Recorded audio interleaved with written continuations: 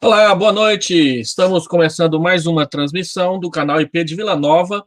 Hoje estamos usando um programa diferente para evitar as ondulações que nós tivemos na semana passada. Eu sou o Reverendo Hélio, pastor da Igreja Presbiteriana de Vila Nova, aqui em Goiânia, Goiás. E antes de nós começarmos o nosso estudo, eu quero apresentar para vocês mais um vídeo comemorativo dos 75 anos da Igreja Presbiteriana de Vila Nova. Cadê?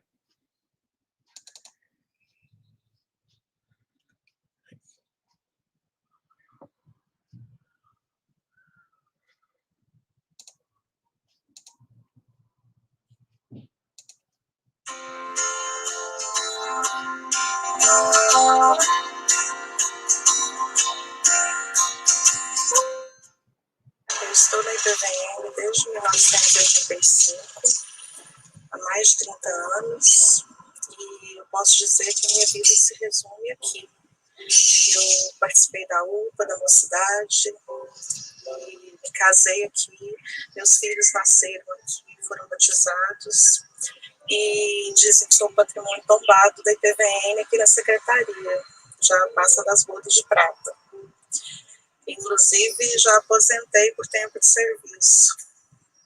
E eu sou muito grata a Deus por todas as pessoas que já passaram por aqui, na minha época, pelas que hoje se encontram, pelo carinho que tem para comigo, com a minha família. Eu só tenho gratidão a Deus pelo que a IPVM representa para mim, para minha família. E estou servindo a Deus aqui esse tempo todo e espero continuar podendo dar o melhor de mim. E a minha história faz parte aqui também da IPVM. Eu louvo a Deus pela vida dessa igreja, dessa comunidade, e parabéns pelos 75 anos de serviço ao Senhor aqui.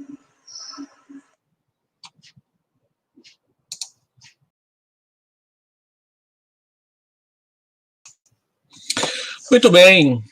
Que Deus abençoe a Igreja Presbiteriana de Vila Nova por 75 anos de vida, de fundação. Eu estou apanhando um pouco aqui do programa, mas se tudo der certo, eu vou acertando devagarzinho.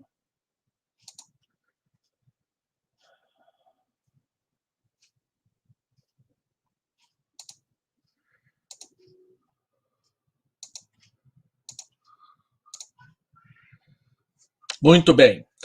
Nós estamos estudando na quarta-feira o tema O Incomparável Cristo, que é um livro do Dr. John Stott, já escrito há um tempo, e que ele trata da pessoa do Senhor Jesus Cristo. Um livro que ele é dividido em 4 partes, e essas 4 partes apresentam a Cristo. Nós terminamos, alguns dias atrás, a primeira parte, que fala sobre o Jesus bíblico, o Jesus do Novo Testamento, e fizemos um resumo a respeito das características dos evangelhos, das cartas de Paulo, das cartas gerais, a respeito do testemunho que o Novo Testamento apresenta a respeito do Senhor Jesus.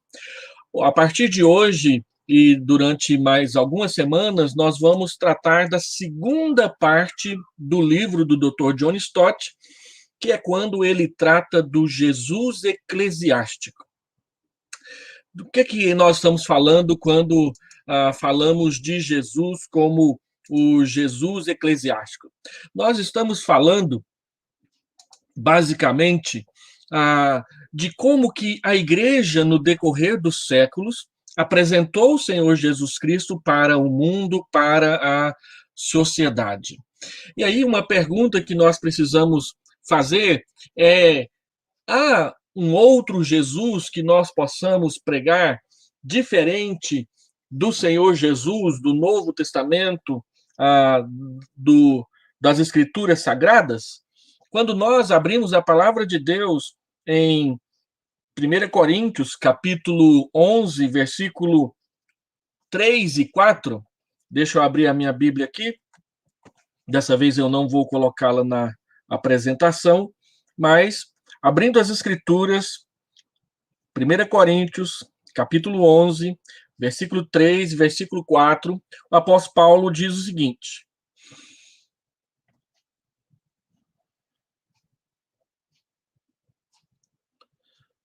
deixa eu ver aqui. A referência que eu coloquei está errada.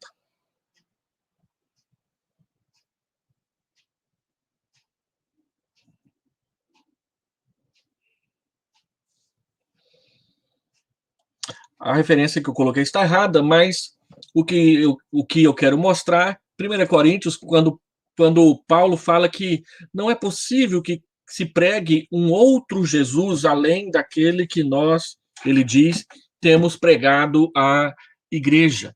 Porque só existe um Senhor Jesus, ele fala isso em 1 Coríntios, capítulo 8, versículos 5 e 6, eu acho que essa referência vai estar certa, porque ainda que há também alguns que se chamem deuses, quer no céu ou sobre a terra, como há muitos deuses e muitos senhores, todavia para nós há um só Deus, o Pai de quem são todas as coisas e para quem existimos, e um só Senhor Jesus Cristo, pelo qual são todas as coisas e nós também por ele. A questão é possível apresentar um Jesus que seja diferente do Jesus do Novo Testamento, do Jesus bíblico das Escrituras, do Jesus que se encarnou e se apresentou e que o Novo Testamento explicou para nós quem ele era e o que ele veio fazer? O que Paulo está dizendo é que qualquer outro Jesus que seja diferente daquele que foi anunciado pelos apóstolos e pela igreja do Novo Testamento, que transmitiu a mensagem de Deus para nós, não é o Jesus verdadeiro, não é o Jesus que a Bíblia apresentou e apresenta para nós cada dia das nossas vidas. Então, como que a igreja tem apresentado Jesus Cristo no decorrer dos séculos? Como que essa igreja tem falado de Jesus? Ela tem sido fiel ao Senhor Jesus ou ela apresenta um Jesus modificado, um Jesus Cristo diferente? O que nós aprendemos com a história da igreja é que muitas vezes a igreja quase que aprisionou ao Senhor Jesus Cristo dentro dos seus preconceitos e das suas tradições, anunciando não um Jesus que era aquele revelado por Deus, mas um Jesus que as pessoas gostariam que fosse, ou Jesus saboroso à cultura secular, que se adapta, que se adequa, que fica cada dia preso ao que essa cultura ensina e fala a respeito do Senhor Jesus. Então, nos próximos episódios, nós vamos mostrar algumas pessoas e alguns eventos da história da igreja e como que elas apresentaram o Senhor Jesus e quais os problemas que essas pessoas e esses eventos da história da igreja enfrentaram o Senhor Jesus. E eu gostaria de começar falando sobre Justino Marte. Justino Marte, ele foi um cristão que viveu entre o ano 100 e o ano 65. E Justino Marte, ele não era cristão, mas ele peregrinou, ele era um professor de filosofia, ele estudou vários autores, Aristóteles, Platão, ele procurou conhecer a cultura, a ciência, o entendimento da sua época. E ele estava procurando a verdade.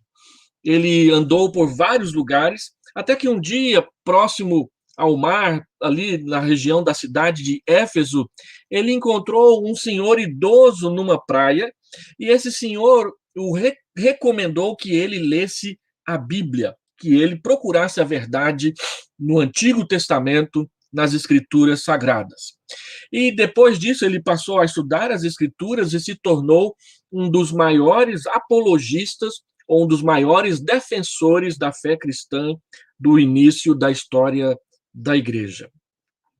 Justino Marte, ele escreveu 3 livros importantes, no qual ele tentou harmonizar a filosofia grega, que ele gostava muito, com as escrituras sagradas. E ele escreveu a sua primeira apologia, a sua segunda apologia, e um outro livro que foi uma novidade na época, o chamado Diálogo com Trifão. Nessas obras, Justino procura defender o Senhor, o Evangelho e a Igreja das falsas acusações que a perseguição trazia sobre a Igreja. A acusação de que os crentes eram adúlteros e incestuosos, porque eles se casavam com mulheres que eles chamavam de irmãs. A acusação de que eles eram canibais, porque eles bebiam o sangue do seu Deus nos cultos.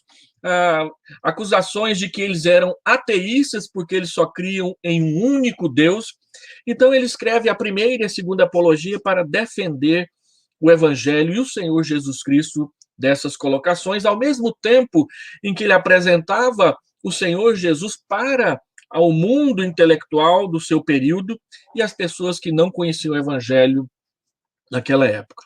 A igreja estava debaixo de perseguição e ele escreveu esses livros. Uma das descrições mais antigas do culto cristão que nós temos conhecimento é encontrado no capítulo 16 da primeira apologia escrita por Justino. As obras de Justino são a primeira tentativa de provar que Jesus Cristo era o Messias, o Cristo logo após o Novo Testamento. Ele faz isso no seu diálogo com Trifão, quando ele inventa um personagem chamado Trifão, um judeu, e nessa obra chamada Diálogo com Trifão, Trifão faz acusações e faz perguntas, e Justino responde a cada uma delas, mostrando quem é o Senhor Jesus e o que é o Evangelho. O diálogo com Trifão é conhecido como a primeira tentativa de provar a messianidade de Cristo após o Novo Testamento, usando o Antigo Testamento para fazer isso. Para Justino, Cristo é o cumprimento de todas as Escrituras do Antigo Testamento. E é aqui, então, que nós vamos tomar conhecimento de como que Jesus é incomparável para Justino. Aqui à direita você tem uma capa do livro de Justino, que é publicado em português por uma editora católica, a editora Paulus, e nesse livro tem as 2 apologias e o diálogo com Trifão ou diálogo com Trifo, dependendo da tradutora que apresentar o livro. Pelo menos algumas verdades que Justino defendeu, ou o pensamento de Justino pode ser resumido em algumas colocações que nós vamos fazer agora. Primeiro, Justino dizia que Deus havia plantado uma semente da verdade em todos os homens para os conduzir a Cristo, e ele chamou isso de o logos espermáticos. A palavra espermáticos quer dizer semente. A palavra logos quer dizer verbo, palavra. Então, era a semente da palavra ou a semente do verbo. Ele diz que Deus colocou uma semente do evangelho no coração de todas as pessoas, exatamente para que essa semente servisse de ponto de ligação, para que quando ela conhecesse a Cristo verdadeiramente, ela se abrisse para o evangelho. Alguns autores mais modernos chamam isso de o fator Melquisedeque, como Dom Richardson, no seu livro O Fator Melquisedeque, que diz que Deus deixou uma semente do evangelho no coração de cada pessoa. Calvino chamava isso de sensus divinitatis, uma semente da religião no coração da pessoa. Você encontra isso também no livro de Eclesiastes, quando diz que Deus colocou a eternidade no coração do homem. Blaise Pascal, um autor da Idade Média, ele dizia que dentro do coração do homem há um buraco do tamanho de Deus e só Deus pode suprir e tampar esse buraco no coração das pessoas. Para Justino, em segundo lugar, Jesus Cristo era o verdadeiro filósofo. aquele que tinha a verdadeira sabedoria e que ensinava a verdade em tudo o que falava e em tudo o que fazia. Também para Justino, ele dizia que o melhor da filosofia grega da sua época, na verdade, tinha sido extraído do Antigo Testamento, uma vez que Moisés, quando escreveu o Pentateuco, ele escreveu antes dos principais livros da filosofia grega, dando a entender que os filósofos gregos, naquilo que eles escreveram de melhor, eles tiraram, eles usaram, eles copiaram, eles dependeram da revelação que Deus havia dado para Moisés no Antigo Testamento. E é dele aquela frase que muita gente cita por aí, que diz que toda verdade é verdade de Deus. Toda verdade que existe, ela só pode ter uma fonte, que é Deus. Então não há conflito entre ciência, razão e escrituras, se nós entendemos qual que é a fonte da verdade, e se a fonte da verdade é uma só, ela não é contraditória. Nós é que precisamos adequar a nossa linguagem, o nosso entendimento e a nossa visão àquilo que Deus revelou e aquilo que ele nos permitiu descobrir no estudo, na observação empírica das coisas diante dos nossos olhos. Toda verdade é verdade de Deus. Se ela não é verdade, ela não é de Deus, e se ela não é de Deus, ela não é verdade. Isso aqui é a questão. Justino faleceu morto pela perseguição no ano 165, quando ele foi acusado perante os poderes públicos de ser cristão. Naquela época, bastava ser acusado e a pessoa era presa, e sendo presa era martirizada. Por isso ele chama Justino Marte ou Justino o Marte. Ele morreu por causa da sua fé. A única acusação que ele sofreu era a acusação de ser cristão. Em segundo lugar, é importante nós conhecermos o testemunho dos concílios da igreja. O segundo testemunho que nós separamos para falar a respeito de Cristo como Cristo incomparável são o testemunho dos 4 primeiros concílios da história da igreja. O catolicismo fala de 7 concílios ecumênicos e depois vários outros que aconteceram após o final do período da patrística, por volta do ano 700 depois de Cristo. E nós, protestantes, seguimos o catolicismo nos 4 primeiros concílios. Calvino diz nas Institutas que não temos nenhum problema com os 4 primeiros concílios, porque eles tratam exatamente de mostrar para a própria igreja e para o mundo quem é Jesus. Alguns estudiosos contemporâneos dizem que o cristianismo surgiu nesses 4 primeiros concílios, e que a ideia e o conceito da divindade de Jesus foi inventado no Concílio de Nicéia em 325. Nós não cremos e não concordamos com esse tipo de colocação. Nós entendemos que os concílios, eles simplesmente discutiram e apresentaram aquilo que já estava revelado nas Escrituras. E a grande pergunta que esses concílios procuram responder para nós é a seguinte: quem era Jesus de Nazaré? O concílio de Nicéia e os outros 3 que virão logo após, até o ano 451, vão gastar muito a discussão em torno de quem é Jesus de Nazaré. Quem é o Jesus que a igreja diz que é Deus e serve? Então, o primeiro a trazer uma resposta sobre isso foi o Concílio de Nicéia, em 325. E a grande declaração do Concílio de Nicéia é: Jesus é verdadeiro Deus. Por que o Concílio de Nicéia fez essa publicação? Porque lá na igreja de Alexandria, no norte da África, onde hoje é o Egito, surgiu um presbítero chamado Ário, e Ário ele começou a questionar a divindade de Jesus, porque ele dizia que se Jesus era filho, houve uma época que ele não existia, e que se Deus é pai, então nós temos que nós temos que concordar que houve mudança em Deus, porque antes ele não era pai, e depois que Jesus Cristo nasceu, depois que ele criou Jesus Cristo, ele passou a ser pai. Então, para resolver esses dois problemas, o que Ario fez? Ele negou a divindade de Jesus. Ele disse que Jesus não era Deus, ele era o ser mais poderoso que Deus havia criado, mas ele não era Deus. Ele era apenas o mais poderoso ser criado na face da terra, digno de adoração, mas não divino como o todo-poderoso Jeová é. Hoje, quem defende esse tipo de conceito são os testemunhas de Jeová, eles são, por definição, arianos. Então, Ário, ele dizia que Jesus não era Deus, ele era apenas homoiúsios com Deus. A palavra homoiúsios, ela quer dizer, ele é semelhante a Deus, mas ele não é Deus. Então, a igreja se reuniu em Nicéia e ela defendeu que Jesus Cristo era homoúsios com Deus. Homoúsios só tem um iota que diferencia uma palavra da outra. Homoiúsios quer dizer semelhante, mas homoúsios quer dizer da mesma essência, da mesma natureza.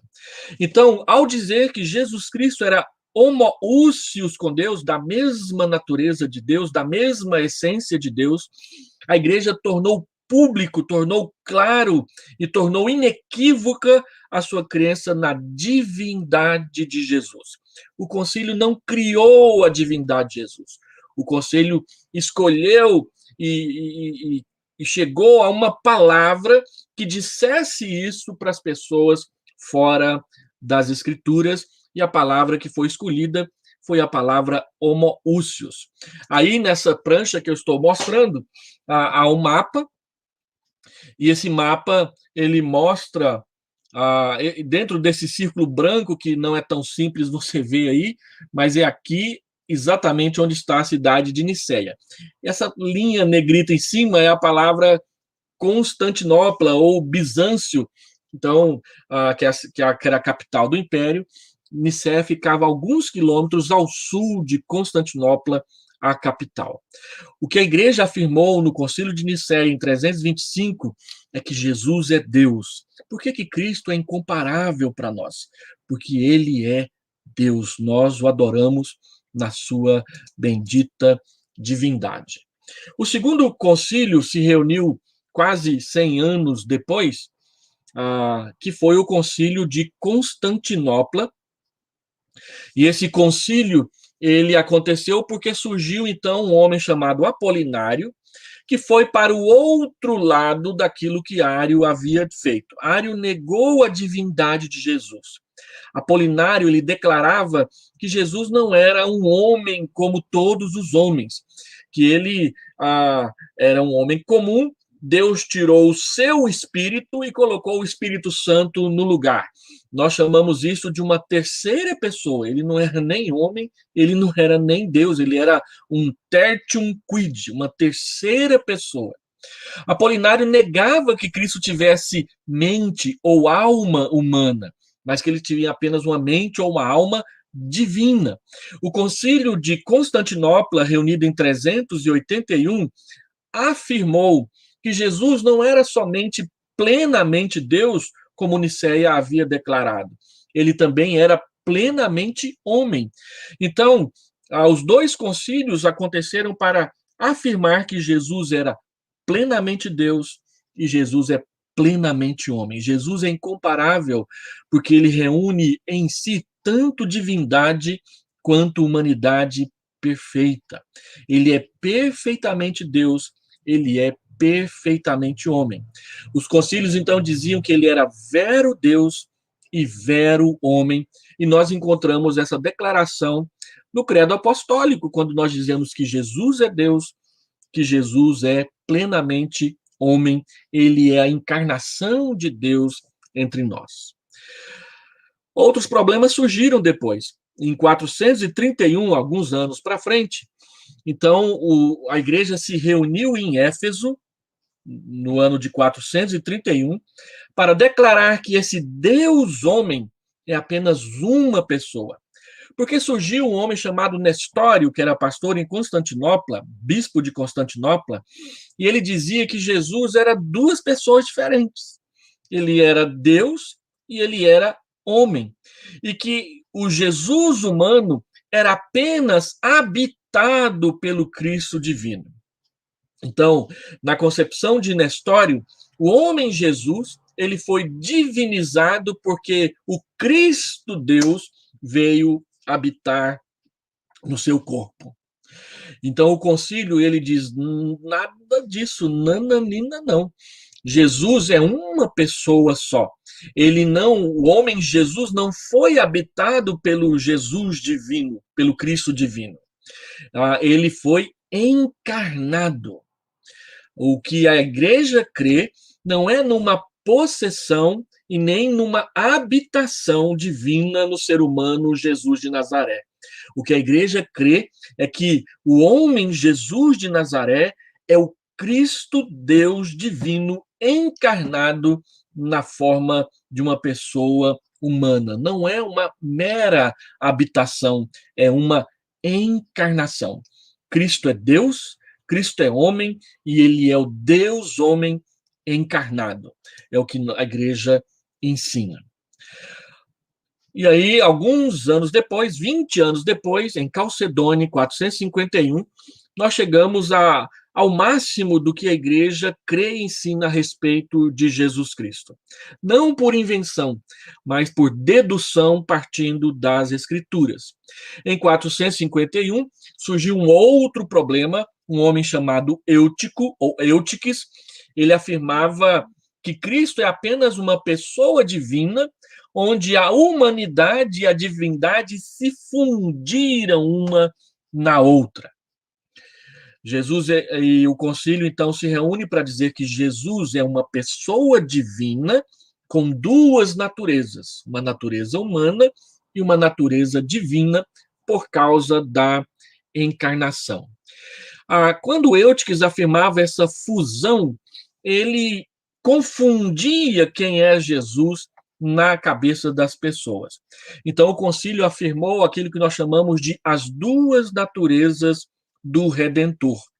Jesus Cristo é uma pessoa divina com duas naturezas, uma natureza divina e uma natureza humana, e essas duas naturezas se comunicam de tal forma que nós temos em Jesus tanto a divindade quanto a humanidade. Jesus é plenamente humano porque ele sente frio e calor, ele sente fome e sede, ele fica cansado e precisa dormir, mas ele também é Deus porque, como homem, ele cura as pessoas, ele realiza milagres, ele tem a sua pele transfigurada e ele anda sobre as águas e essas coisas todas que só uma divindade, só a divindade pode fazer. E a Bíblia nos ensina e os concílios confirmavam que foi para a nossa salvação ser justa, Cristo tinha de ser totalmente humano e totalmente divino, sem ser duas pessoas diferentes. Era necessário que o nosso Salvador fosse plenamente humano, porque ele veio para pagar pecados de homens. Era necessário que o nosso Salvador fosse plenamente divino, porque só o Deus divino pode pagar por pecados de toda a humanidade, de toda a história da humanidade, do passado, do presente e do futuro ainda, os pecadores que vão nascer e vão viver aqui na nossa terra. Então, Nicéia mostra para nós que Jesus é incomparável porque ele é Deus. Constantinopla diz que Jesus é incomparável porque ele é homem, ele é mais homem do que nós, no sentido de que nele a humanidade é plena e perfeita. Ele foi tentado, mas ele não peca. E sendo tentado e não pecando, ele pode nos socorrer, ele pode nos perdoar, ele pode entregar e oferecer o sacrifício de si mesmo pelos nossos pecados. Ele é incomparável. E ele é incomparável porque, sendo homem Deus, sendo Deus homem, ele é uma pessoa só, ele não são duas pessoas, ele não é uma pessoa que é habitada ou possessa por outra, ele é o Deus encarnado. Quem conhece Jesus, conhece Deus. Quem conhece Deus, sabe que Jesus é divino. E ele, por uma questão de quem, como que nós podemos entendê-lo na nossa presença, ele é um homem divino com uma natureza humana e uma natureza divina. A igreja nunca conseguiu definir Jesus melhor do que isso. Algumas pessoas podem falar que isso é apenas um debate de palavras e que não tem nada a ver, mas essa é a diferença entre conhecer a Deus e não conhecer a Deus. Quando a igreja declarou que Jesus era assim, ela mostrou que Jesus é o Senhor, não é o Estado que é o Senhor, não é o rei mais poderoso que é o Senhor, não é a humanidade, não é a sociedade que é o Senhor é esse Jesus, homem, Deus, divino, humano, que andou entre nós. É ele que as pessoas precisam conhecer e saber que é Deus. Diante disso, olha como que ficou a definição de Calcedônia, que é um documento importante da história da igreja.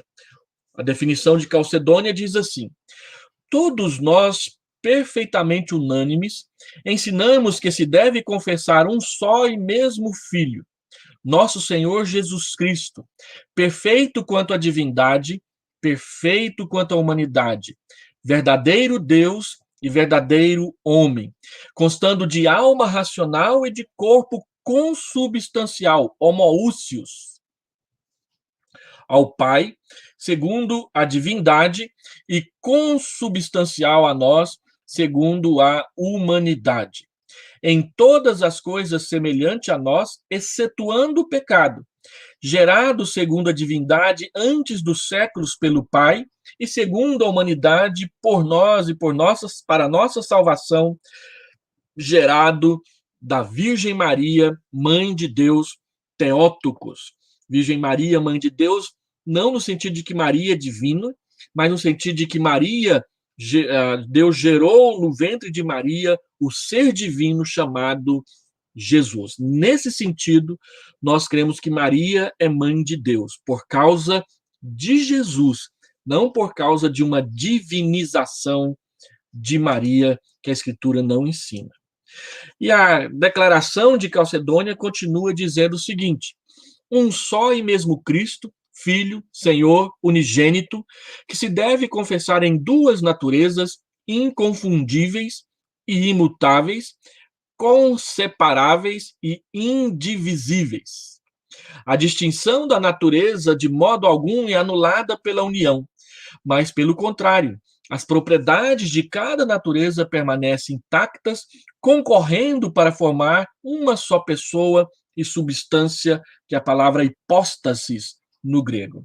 Não dividido ou separado em duas pessoas, mas um só e mesmo Filho, unigênito, Deus, Verbo, Jesus Cristo, Senhor, conforme os profetas outrora a seu respeito testemunharam, e o mesmo Jesus Cristo nos ensinou, e o credo dos padres ou dos pais nos transmitiu. Por que que isso não é uma briga de palavras no seio da igreja? Primeiro, porque aquelas pessoas, quando trataram desses assuntos, os pais da igreja, estavam profundamente preocupados com a verdade frente aos falsos mestres e seus ensinos. Até hoje nós temos falsos mestres e seus ensinos, e eles usam de brigas de palavras para tentar nos convencer de que somos errados, estamos equivocados, somos retrógrados, e eles é que têm a verdade. Sempre foi assim. Segundo, o debate sobre a cristologia na cabeça dos pais da igreja era um debate sobre a salvação. Se eu não entendo Jesus, eu não entendo a minha salvação. Se eu entendo Jesus, eu entendo a minha salvação. Eu sei e aprendo o que ele fez por mim. Terceiro, não é um debate de palavras, porque o seu trabalho foi tão bem feito que ele dura irretocável até os nossos dias. Nós não conseguimos melhorar, nós conseguimos piorar, mas não conseguimos melhorar o que eles fizeram devido à sua seriedade. Quarto, não é um debate de palavras, porque os reformadores reafirmaram esse mesmo ensino, porque reconheceram a sua firme base nas Escrituras. Quinto lugar, não é uma briga de palavras, porque nós reconhecemos o mistério da encarnação de Cristo. É algo inexplicável. Nós não podemos colocar numa ampola ou numa lâmina de um microscópio e tentar enxergar com os nossos olhos, como se nós, criaturas finitas, pudéssemos perscrutar e definir e alcançar a magnitude da divindade de Deus simplesmente pelo meio da observação. Nós cremos que é um mistério que foi revelado e que é suficiente para alimentar e sustentar a nossa fé diante de toda e qualquer tribulação que venhamos a atravessar. E por último, em sexto lugar, não é uma briga de palavras, porque nós devemos ser humildes e sábios quanto à revelação. O que Deus revelou é suficiente para nos conduzir à verdade. Então, já caminhando para o fim do nosso estudo, deixa eu fazer 3 aplicações rápidas. Primeira delas, como nós podemos equilibrar filosofia e revelação? Como que nós podemos equilibrar a cultura secular com aquilo que Deus nos revelou nas Escrituras? John Stott, ele escreveu um outro livro chamado Ouça o Espírito e Ouça o Mundo, no qual ele diz que a única forma de nós conciliarmos aquilo que está revelado das Escrituras com aquilo que nós vivemos no nosso dia a dia é estarmos atentos ao Espírito Santo que fala na Bíblia Sagrada. Ela é inerrante, ela é imutável, mas sensíveis ao mundo ao nosso redor.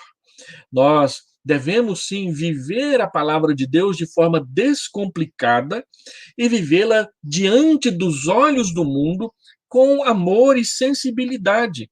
Nós não somos os juízes que vão condenar o mundo. Nós somos pessoas que, tanto quanto as demais, vamos comparecer diante do julgamento de Deus.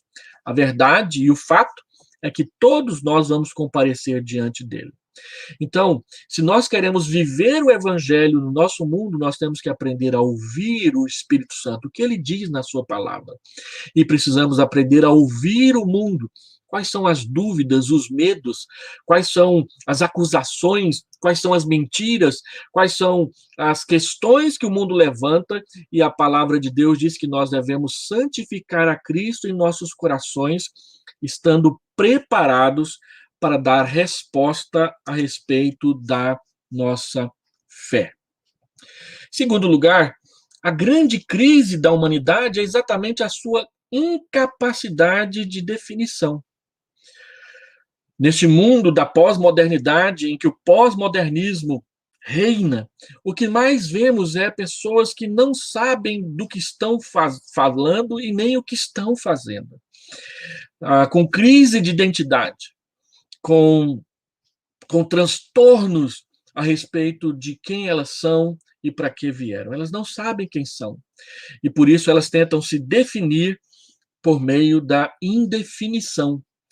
E o resultado disso tem sido suicídio, a solidão, tristeza, ódio, ressentimento, mágoa, alienação e uma boa dose de falta de bom senso e lucidez. A palavra de Deus diz que quando nós nos definimos a partir de Cristo, que é o homem perfeito e que é o Deus perfeito, nós encontramos o caminho, porque ele é o caminho e a verdade e a vida. E terceiro e último lugar, nós perdemos a capacidade de saber quem somos na presença de Deus. Cristo é o cumprimento de tudo, e tudo se define a partir de Cristo. Um texto que vale a pena a gente meditar sobre ele e concluir a mensagem dessa noite, deixa eu tentar abrir a minha Bíblia aqui, é Colossenses capítulo 1, versículo 15 e versículo 16. Ele diz o seguinte: Cristo, este é a imagem do Deus invisível, o primogênito de toda a criação, pois nele foram criadas todas as coisas nos céus e sobre a terra, as invisíveis e as visíveis, as visíveis e as invisíveis, sejam tronos, sejam soberanias, sejam principados, quer potestades, tudo foi criado por meio dele e para ele. Antes disso, ele diz que em Cristo, verso 14, nós temos a redenção, a remissão dos nossos pecados. Ele é, diz o texto, a imagem do Deus invisível, o primogênito de toda a criação. Nele tudo foi criado.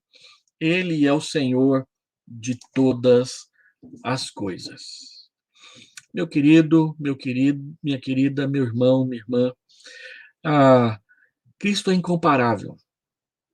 Ele é o Senhor de todas as coisas. O quanto ele é incomparável para você vai definir como será o seu testemunho cristão ou não. Vamos fazer uma oração? Pai amado, Deus querido, eu quero bendizer o teu nome, eu quero adorar o Senhor junto com os meus irmãos aqui nessa transmissão, pedindo que o Senhor venha guardar a todos nós debaixo da tua graça, debaixo do teu amor, conforme a tua palavra e a tua promessa. Eu quero pedir a tua bênção para a vida de cada um dos irmãos que deixaram uma saudação aqui no nosso chat, Maria de Lourdes, a Marlene, a Edneia, nossa irmã Irene Fonseca, o Odracir, a Brandina, o Bruno. Eu quero pedir a sua bênção sobre a vida do Ícaro, da Cléisia.